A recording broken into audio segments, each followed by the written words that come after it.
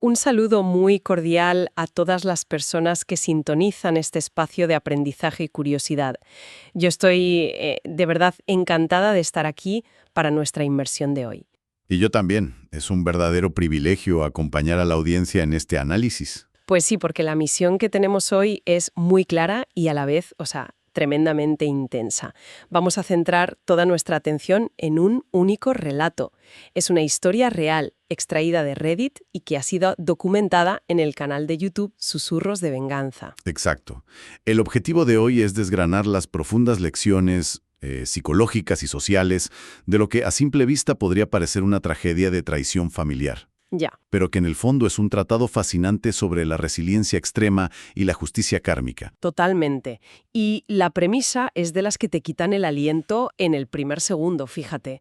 Un adolescente de 17 años es acusado falsamente por su hermana adoptiva de haberla dejado embarazada. Y en un lapso de menos de 12 horas, este chico lo pierde absolutamente todo. Todo. Sí. Su familia, su hogar, su red de apoyo y hasta su propia identidad.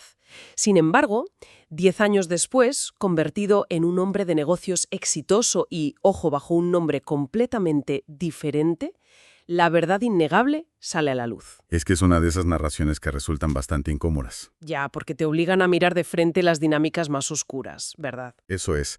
Esas dinámicas que pueden esconderse detrás de la puerta de cualquier hogar que desde fuera parece normal. No estamos ante un simple caso de una mentira que se sale de control. Estamos ante un estudio de caso sobre cómo los sistemas familiares reaccionan frente a una crisis monumental. ¿A quién deciden sacrificar para mantener intactas sus apariencias frente a la sociedad? Claro, el estatus. Y cómo un individuo, reducido literalmente a cenizas, logra ensamblar una nueva mente y una nueva vida desde la nada absoluta. Hay, una cantidad de terreno fascinante que cubrir en cuanto a comportamiento humano. Pues para entender la magnitud de esa reconstrucción, primero tenemos que situarnos en la noche en que el mundo de Javier, nuestro protagonista, se detuvo por completo. Imaginemos la escena, porque los detalles son cruciales. Es un sábado por la noche. La casa de la familia Torres está a rebosar. Hay abuelos, tíos, primos. El padre, Ricardo, está en el jardín asando carne, asumiendo, el típico rol de patriarca. Claro. Y la madre, Elena, está en su salsa. Se pasea entre los invitados y va presumiendo en voz alta de lo unida, perfecta y ejemplar que es su familia. Javier tiene 17 años y su hermana adoptiva, Sofía, tiene 16. Sofía fue adoptada a los 8 años, si no me equivoco. Exacto, a los 8. Y según cuenta el relato, Javier siempre había asumido el rol de hermano mayor protector. Le ayudaba con los deberes, la defendía en el colegio. Pero esa noche, en particular, Sofía tiene un comportamiento un poco errático. No toca la comida, juega muy nerviosa con sus manos bajo la mesa y de repente el silencio cae sobre el comedor. Madre mía. Sí, se levanta temblando y lanza la acusación. Dice que Javier abusó de ella. Y el golpe de gracia, añade que está embarazada. Vale, vamos a desempacar esto, porque lo que ocurre en el segundo posterior a esa frase desafía cualquier lógica de una familia que se supone amorosa. Desde luego. La reacción no es de conmoción paralizante. Nadie se sienta a pedir explicaciones. Es una explosión de violencia inmediata y completamente ciega. Sin hacer ni una sola pregunta, el puño del padre de Ricardo impacta en la cara de Javier con tanta fuerza que lo tira al suelo. Directamente. La madre empieza a gritar de forma histérica, el hermano mayor, Mateo, se acerca, le escupe en el zapato y le dice que le da asco. Lo fascinante aquí es la velocidad terminal con la que se activa el mecanismo del chivo expiatorio dentro de un sistema familiar que claramente ya era tóxico bajo la superficie. Ya te dijo. Fíjate que no existe ni un milisegundo de presunción de inocencia. La familia Torres tenía un activo importantísimo que proteger, que era esa imagen de perfección inmaculada de la que la madre estaba presumiendo minutos antes. Claro, la fachada. Exacto. Ante una noticia que amenaza con destruir esa fachada, como es una adolescente embarazada en el seno familiar, la psique colectiva del grupo entra en pánico. Inconscientemente, eligen la vía que menos explicaciones externas requiere. No buscan la verdad porque la verdad podría ser inmanejable. Eso es. Eligen proteger su estatus destruyendo al eslabón más vulnerable. Al culpar a Javier de manera unánime y violenta, el problema se resuelve internamente aislando la supuesta infección. Es un mecanismo de defensa grupal tremendamente destructivo, pero muy común. Y esto es vital para quienes nos escuchan, porque es una dinámica que se puede observar a menor escala en el día a día. Quizás no con una acusación tan gravísima, pero ¿cuántas veces hemos visto familias o empresas que prefieren ignorar un problema latente, como una adicción o un desfalco, y culpar al mensajero o al miembro más débil, antes que enfrentar la vergüenza pública? Absolutamente. En el caso de Javier, esa vergüenza pública se materializa casi al instante, porque alguien, en medio de todo ese caos, llama a la policía. Llegan los agentes, ven a un chaval de 17 años en el suelo, ensangrentado y rodeado de adultos furiosos, y se lo llevan en el coche patrulla. ¡Qué barbaridad! Vivo. En comisaría lo someten a un interrogatorio bastante duro, pero evidentemente, al no haber ninguna prueba física ni una confesión, tienen que dejarlo ir a la mañana siguiente. Claro, la policía necesita pruebas. Exacto. Solo le dan una advertencia. El problema es que el sistema judicial lo libera, pero el Tribunal Popular de su pueblo ya ha dictado sentencia. Esa es la condena extraoficial. Y la ejecución de esa condena la lleva a cabo su propia familia. Porque cuando Javier hace el humillán que camino de vuelta a pie hasta su casa, esperando al menos tener la oportunidad de hablar, se encuentra con una imagen devastadora. Todas sus pertenencias terrenales están esparcidas por el césped delantero. Su ropa, sus libros del instituto, su mochila. Su padre está de pie en el porche, haciendo de guardia. Y cuando Javier intenta hablar, Ricardo le prohíbe usar la palabra papá. Qué fuerte. Sí, afirmando tajantemente que ya no tiene un hijo. Su madre sale por un momento, abraza a Sofía mirándola como si fuera la superviviente de un naufragio, y ni siquiera cruza la mirada con Javier. El hermano mayor simplemente cierra la puerta principal de un portazo. En cuestión de unas pocas horas, han borrado su existencia del registro familiar. Es un borrado absoluto. No es un enfado monumental que se pasa con los días, es una aniquilación de su identidad dentro de ese grupo humano. A los 17 años, tu entorno social y tu familia constituyen tu mapa del mundo, son tu red de seguridad. Totalmente. Que esa red no solo se evapore, sino que se convierta activamente en tu verdugo, genera un trauma de abandono de una profundidad incalculable. Javier se da cuenta en ese césped de que está espantosamente solo. Y la confirmación final llega esa misma noche, porque la red de aislamiento se extiende más allá de su casa. Así es. Se extiende a su único otro pilar emocional. Su novia de entonces, Isabela, lo llama por teléfono. La conversación es desgarradora. Ella está llorando a mares y le dice que le cree, que en el fondo sabe que él sería incapaz de hacer algo así. Ya, pero el miedo social pesa más. El miedo social es más fuerte. Exacto. Le confiesa que sus padres le han prohibido rotundamente volver a verlo, bajo la amenaza de llamar a la policía si él se acerca a su casa. Isabela termina colgando el teléfono, cortando el último hilo que unía a Javier con su vida anterior. Esa noche Javier duerme en su coche, un vehículo viejo aparcado detrás de una gasolinera a 2 pueblos de distancia. Pasa horas mirando la lluvia golpear el parabrisas agrietado. Es que te lo imaginas y se te encoge el estómago. Al amanecer se mira en el retrovisor. Ve su cara magullana por el puñetazo de su padre, la camisa manchada con su propia sangre, y llega a una conclusión gélida pero necesaria. Nadie va a venir a rescatarle, nadie va a limpiar su nombre. Si quiere sobrevivir, tiene que moverse. Arranca el motor y conduce sin rumbo fijo hasta que el indicador de gasolina llega a 0. La realidad hace que el coche se detenga en un pueblo llamado Maderal. Es allí, hambriento, agotado y temblando, donde Javier ve un modesto cartel de «Se necesita ayuda» en el escaparate de una cafetería destartalada. Entra y es en este escenario tan poco glamuroso donde conoce a la figura que cambiará su trayectoria, Arturo. El dueño del local. Eso es. Arturo es un hombre de presencia imponente, hombros anchos, barba gris y una voz áspera que delata una vida dura.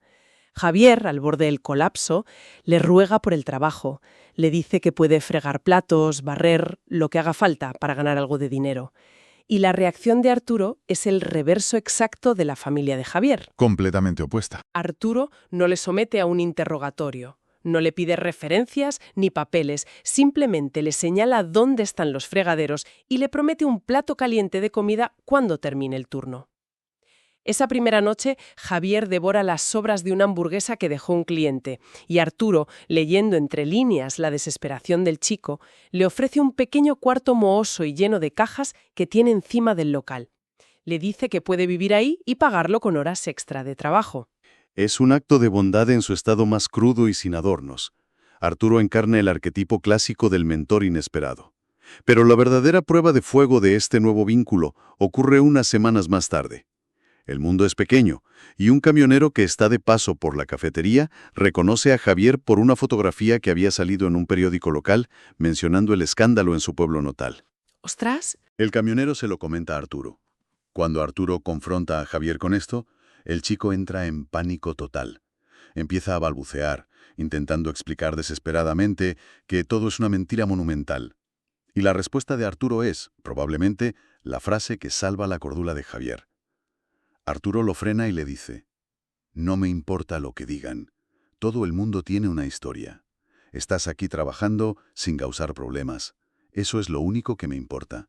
Mantén la cabeza baja, haz tu trabajo y reconstruye tu vida». ¡Qué maravilla! Es brutal escuchar eso, porque marca una diferencia abismal. La familia de sangre exigía una perfección sostenida por mentiras, mientras que un absoluto desconocido le ofrece aceptación basada puramente en sus acciones presentes. Le enseña que la verdadera lealtad y la comunidad a menudo se encuentran lejos de los lazos biológicos. Así es. Pero la supervivencia pura no es suficiente, ¿verdad? Porque fregar platos en una cafetería no sana un trauma de esa magnitud. Aquí es donde el trabajo físico entra en juego, casi como una terapia de choque. Arturo empieza a enseñarle a Javier pequeñas reparaciones en el local, a arreglar una tubería que gotea, a cambiar los filtros de los conductos de ventilación. Le da un consejo muy pragmático. Aprende a arreglar cosas, chico. Es la única forma de que siempre tengas un plato en la mesa. Un consejo invaluable. Javier toma esto como un dogma. Se inscribe en clases nocturnas en la universidad comunitaria local para especializarse en sistemas de calefacción y aire acondicionado. Estamos hablando de un nivel de disciplina sobrehumano. Turnos de 10 horas en la cafetería, seguidos de clases hasta la medianoche, estudiando manuales técnicos en ese cuarto mohoso. Hay un paralelismo hermoso ahí. Aprender a diagnosticar un sistema roto, encontrar el fallo oculto y repararlo para que vuelva a funcionar, se convierte en la metáfora perfecta de lo que Javier está haciendo con su propia psique. Está reconstruyendo su mente pieza por pieza. Sin embargo, el pasado siempre intenta colar sus tentáculos, y el punto de ruptura definitivo llega de la mano de la tecnología. Y aquí es donde se puede realmente interesante, porque inevitablemente una noche la curiosidad morbosa le gana la batalla. Javier entra en Internet y busca el perfil de Sofía en las redes sociales. Y lo que encuentra es una fotografía reciente de toda la familia Torres. Uf, la foto. Sí, están todos sonrientes, radiantes, congregados alrededor de Sofía, que sostiene unos globos inmensos que dicen «es una niña». Es la fiesta de bienvenida de la bebé. Su madre tiene una sonrisa de oreja a oreja, su hermano, el mismo que le escupió, levanta una copa. Es la imagen viva de la felicidad construida sobre su destrucción. Qué duro. Al ver que lo han reemplazado con tanta facilidad, que la maquinaria familiar sigue funcionando a la perfección sin él, Javier toma una decisión radical.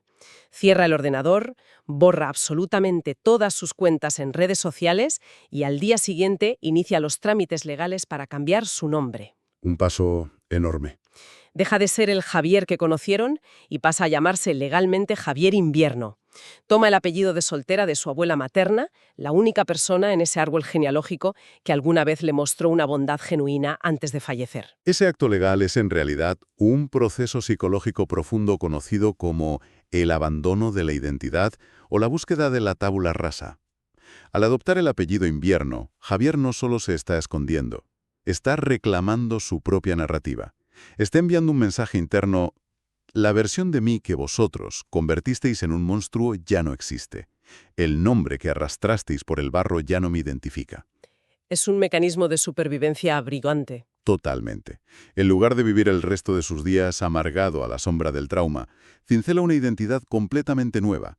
cimentada exclusivamente en su propio esfuerzo, en su oficio técnico y en el recuerdo protector de su abuela. Y vaya si esa tábula rasa da sus frutos. Damos un salto temporal de 10 años, nos encontramos con un Javier Invierno de 27 años. Atrás quedó el cuarto mohoso. Ahora es el dueño y fundador de Calefacción y Aire Invierno. Tiene una flota de furgonetas, una plantilla de empleados a su cargo y una vida económica y emocionalmente estable. Pero el destino tiene un sentido del humor bastante macabro. Siempre lo tiene. Un caluroso día de verano, mientras Javier está en un tejado reparando una unidad de aire acondicionado, su teléfono suena. Es un número desconocido, pero el prefijo pertenece a su antiguo pueblo. Contesta y escucha una voz del pasado. Es Isabela, su exnovia. Y las palabras que salen de su boca hacen temblar los cimientos de esa década de paz. Sofía ha sido arrestada por la policía. Y el motivo del arresto es asombroso por su descaro. Sí. Sofía intentó ejecutar exactamente la misma jugada con otro hombre, un chico del pueblo llamado David Jiménez. Lo acusó falsamente de agresión y embarazo. Pero esta vez las cosas fueron muy distintas. David no era un chico de 17 años sin recursos. David contrató inmediatamente a un abogado agresivo, se negó a hablar sin representación y contraatacó. Menos mal. Y durante la rigurosa investigación policial, sometida a presión y perdiendo el control de la narrativa, Sofía se derrumbó. Confesó que la acusación contra David era una invención. Pero en su espiral de pánico, confesó también el pecado original. Admitió frente a los agentes que había mentido 10 años atrás sobre su hermano, Javier. Es la anatomía de cómo caen los castillos de naipes. En la psicología criminal y del comportamiento engañoso, sabemos que las mentiras de una magnitud tan colosal requieren un gasto de energía constante para mantenerse vivas. Y frecuentemente las personas que logran salir impunes de una mentira tan grande desarrollan un falso sentido de invulnerabilidad. Se creen intocables. Exacto. Repiten los mismos patrones tóxicos porque les funcionaron magistralmente en el pasado. Sofía calculó que podría utilizar nuevamente la táctica de la falsa victimización para librarse de un nuevo embrollo, ignorando por completo que las variables habían cambiado y que esta vez su objetivo tenía las herramientas legales y la fortaleza mental para exigir pruebas tangibles. La verdad desnuda que emerge en los informes policiales sobre aquella noche de hace 10 años es de una frivolidad que, francamente, hiela la sangre. Sofía detalló a la policía que, en realidad, se había quedado embarazada tras una serie de encuentros furtivos con un conocido traficante de drogas local llamado Héctor. Madre mía. Cuando Sofía, aterrada, le comunicó el embarazo, la reacción de Héctor fue reírse en su cara, amenazarla de muerte si lo volvía a buscar y desaparecer del pueblo. Sofía, con 16 años, entró en un pánico ciego. Sabía que sus padres, que estaban obsesionados con la imagen de la familia perfecta, la repudiarían si traía el hijo de un delincuente. Y como Javier estaba allí, en su habitación, estudiando pacíficamente, tomó la decisión de culparlo a él. Simplemente porque estaba ahí. Porque estaba ahí. Y el pueblo entero, empezando por sus propios padres, aplaudió la mentira. Oficialmente, con esta confesión, el nombre de Javier quedaba inmaculado ante la ley.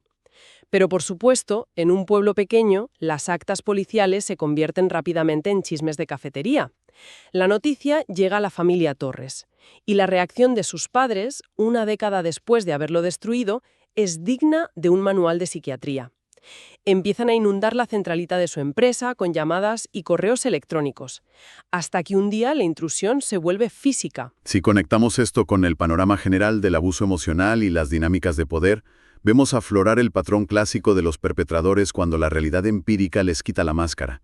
Las acciones de los padres no buscan reparar a Javier, buscan desesperadamente anestesiar su propia disonancia cognitiva. Exactamente, porque la forma en que se presentan es ridícula. Una tarde, Javier está en su oficina revisando facturas y la puerta se abre. Es su madre, Elena. Está visiblemente más envejecida, le tiemblan las manos y en un acto que roza el delirio trae consigo una cazuela de cristal con pollo y arroz, el plato favorito de Javier en su infancia.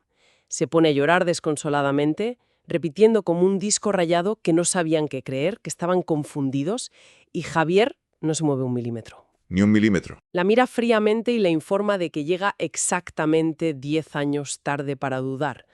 Le reprocha que ni siquiera le concedieron el beneficio de una conversación y, con una calma letal, le pide que tire la cazuela de pollo a la papelera de la oficina y que abandone el edificio, O sea, una cazuela de pollo para borrar 10 años durmiendo en el suelo y reconstruyendo una vida entera. Es de una audacia que daría risa si no fuera profundamente trágico. Es infantilización pura, intentar obligarlo a volver al rol de niño pequeño y agradecido. Efectivamente, es una regresión inducida.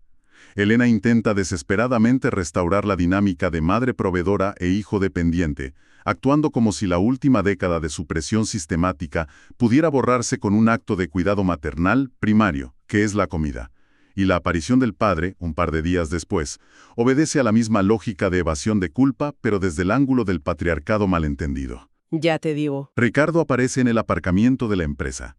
Se apoya casualmente en una de las furgonetas de Javier, intentando proyectar una camaradería masculina falsa.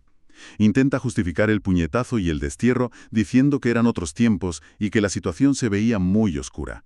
Minimiza sus actos de violencia escudándose en un supuesto contexto social ineludible. Ninguno de los dos tiene la capacidad de mirarse al espejo y admitir elegimos nuestra posición social antes que a nuestro propio hijo. Buscan extraer el perdón de Javier porque, si él no los perdona, están obligados a vivir el resto de sus vidas sabiendo que son los auténticos villanos de su propia historia. Y el padre se encuentra con un muro de hormigón. Javier saca su teléfono móvil frente a él y llama al guardia de seguridad del complejo para reportar a un intruso. Mientras marca, le dice a Ricardo a la cara, sin levantar la voz, «Tú no eres mi padre. Eres un extraño que allanó mi propiedad, igual que arruinaste mi juventud. Largo de aquí». ¡Qué entereza! Y esa postura de hierro se mantiene. Durante las siguientes semanas, un empleado de Javier le deja en la mesa una gran caja de cartón que ha llegado por correo. Contiene docenas y docenas de cartas escritas a mano por su madre. Javier no rompe ni un solo sello, no lee ni una sola palabra. Como él mismo reflexiona en la historia, el perdón es un lujo intelectual reservado para aquellos que nunca tuvieron que dormir en un coche helado, preguntándose por qué la gente que debía amarles no les creyó. Mete todas las cartas en una vieja caja de zapatos, la cierra con cinta aislante y la guarda en un altillo. Les niega la redención porque sabe que esa redención es solo para que ellos duerman mejor. Ese acto de guardar las cartas cerradas es una de las demostraciones más contundentes de control emocional en todo el relato. Yo estoy seguro de que no fue fácil, pero Javier se niega a participar en el teatro de la absolución. Sin embargo, el destino le reserva un último y oscuro cara a cara con la arquitecta de su miseria. Y es un enfrentamiento digno de una película de terror psicológico. 3 meses después de que estallara el escándalo, Javier recibe una notificación oficial.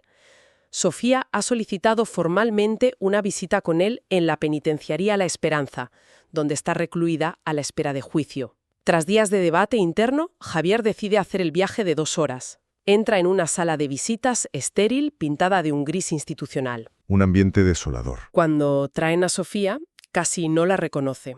Es la sombra de un fantasma. Ha perdido muchísimo peso, está pálida y tiene la mirada vacía. Apenas se sienta, Sofía rompe a llorar y empieza a vomitar disculpas inconexas.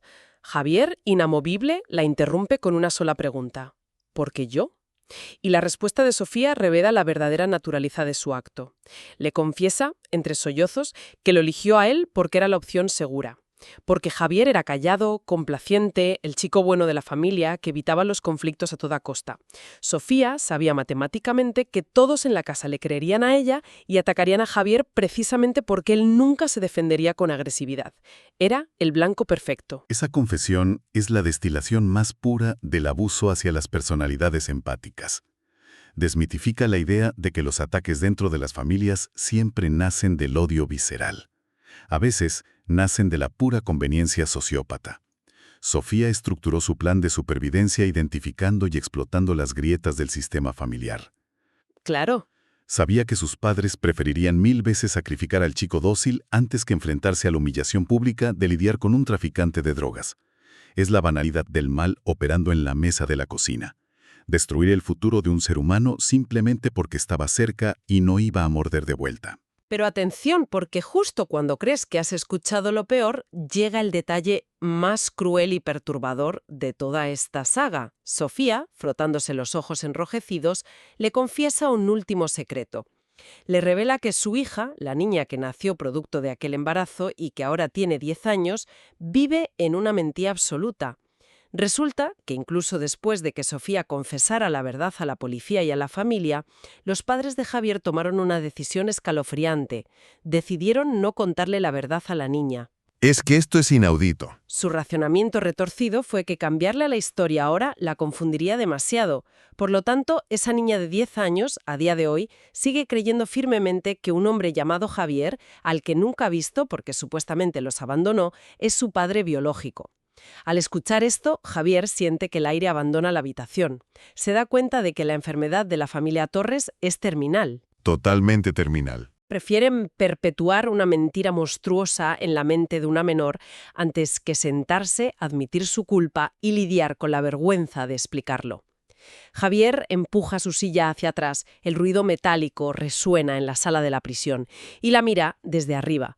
Le dice claramente que no tiene ningún derecho a arrojarle el peso de esa niña ahora, como si él pudiera ser el salvador de un desastre que ellos mismos crearon. Se despide con una frase lapidaria. Le dice que le robó 10 años de juventud y que, desde el fondo de su corazón, espera que nunca vuelva a dormir en paz. Da media vuelta y sale de la prisión para no volver jamás. Fíjate qué nivel de disfuncionalidad. Esto plantea una pregunta importante y desoladora sobre las prioridades humanas. ¿Qué clase de estructura moral sostiene la decisión de mentirle a una niña sobre su propia identidad biológica solo para evitar conversaciones incómodas? Ese detalle demuestra a Javier, de manera irrefutable, que su antigua familia no ha evolucionado en absoluto en una década. El mecanismo de proteger las apariencias por encima de la verdad y de las personas sigue operando a pleno rendimiento. Al levantarse y marcharse, Javier está tomando la decisión más lúcida de su vida adulta: certificar que hay estructuras familiares tan profundamente corrompidas que ninguna cantidad de disculpas ni de tiempo puede sanarlas. La única cura es la distancia absoluta. Entonces, ¿qué significa todo esto para el final del viaje de Javier? Significa que decide cerrar el círculo, pero utilizando las herramientas del mundo real. Se pone en contacto con David Jiménez, la otra víctima del falso testimonio de Sofía. Juntos articulan una demanda civil devastadora contra Sofía por difamación continuada y daños emocionales severos. Javier se presenta en los tribunales con traje, se sienta frente a los jueces y testifica con una calma que aterra a los abogados contrarios. Y gana. Por supuesto. El juez falla abrumadoramente a su favor. Su reputación no solo queda restaurada extraoficialmente, sino que queda vindicada en los registros públicos con el peso de la ley. Con ese capítulo cerrado, Javier vende su pequeña primera casa y compra una propiedad hermosa, con un gran jardín trasero. Allí encuentra la estabilidad real junto a su nueva pareja, Laura, y un perro rescatado al que llama Edgar. Y es precisamente en medio de esa paz ganada a pulso cuando el pasado llama por última vez. Otra vez. Una noche, revisando su teléfono, ve que tiene un mensaje de voz en el buzón. Es un número que no reconoce. Lo reproduce. Es su padre, Ricardo. La voz que antes era un trueno, ahora es un susurro tembloroso y frágil. Ricardo le confiesa, entre toses, que le han diagnosticado un cáncer de pulmón en etapa 4. Le dice que los médicos no le dan esperanzas. Le ruega llorando que no quiere su dinero ni su tiempo, solo quiere verle la cara una última vez para pedirle perdón antes de morir. Un chantaje emocional de manual. Javier escucha los 3 minutos de mensaje en completo silencio. Sentado en su jardín, respira el aire de la noche. Piensa en el sabor metálico de la sangre en su boca cuando tenía 17 años. Piensa en el frío de aquel coche destartalado detrás de la gasolinera. Y sin derramar una lágrima, sin una pizca de rabia hirviente y sin ningún tipo de rencor activo, simplemente desliza el dedo por la pantalla y presiona el botón de borrar. Es un clímax silencioso, pero de una potencia psicológica arrolladora. Constantemente, la cultura popular y los discursos de autoayuda nos bombardean con la premisa de que para sanar de un trauma, debemos obligatoriamente perdonar a nuestros agresores. Nos venden la idea de que la reconciliación es el escalón final de la superación. Es verdad. Pero la acción de Javier nos muestra una vía alternativa que es igual de válida y a menudo más saludable en casos de abuso extremo. Javier demuestra que el perdón explícito no es un requisito indispensable para encontrar la paz interior.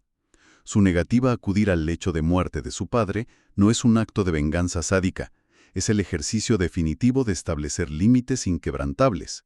borra el mensaje desde la más absoluta y pacífica neutralidad.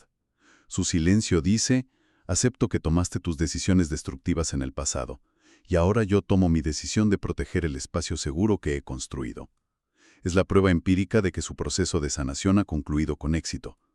Los fantasmas de la familia que lo aniquiló ya no tienen ninguna jurisdicción emocional sobre él, ni siquiera cuando utilizan la carta definitiva de la muerte inminente. Es una conclusión asombrosamente fría, pero al mismo tiempo muy necesaria. Si recapitulamos la gran lección vital que nos deja esta historia extraída de Reddit, la evidencia es abrumadora. La sangre biológica no constituye automáticamente una familia. El respeto hacia uno mismo y la protección de tu paz mental tienen un valor incalculable, infinitamente superior a la validación tardía de aquellos que no dudaron en lanzarte a los lobos. El periplo de Javier Invierno nos enseña que cuando un entorno te borra de su historia, cuando te quitan absolutamente todo lo que conocías, paradójicamente te entregan un lienzo en blanco. Así es. Y en ese lienzo en blanco, si encuentras las herramientas adecuadas y a personas como Arturo, mentores inesperados que valoran tus acciones y no los rumores, tienes la oportunidad y casi la obligación moral de escribir una biografía que tus agresores jamás podrían comprender. Para cerrar nuestro espacio de análisis de hoy, nos gustaría proponer a la audiencia una reflexión que va más allá de Javier y sus padres.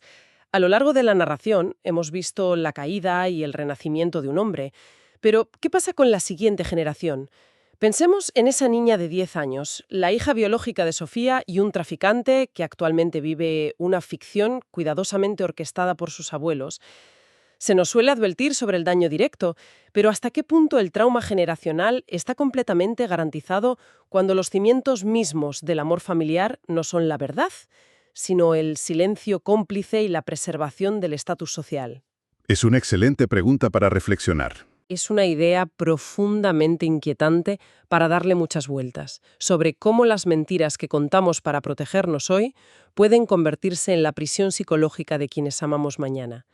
Muchísimas gracias a todas las personas que nos han acompañado en esta inmersión. Hasta nuestro próximo análisis.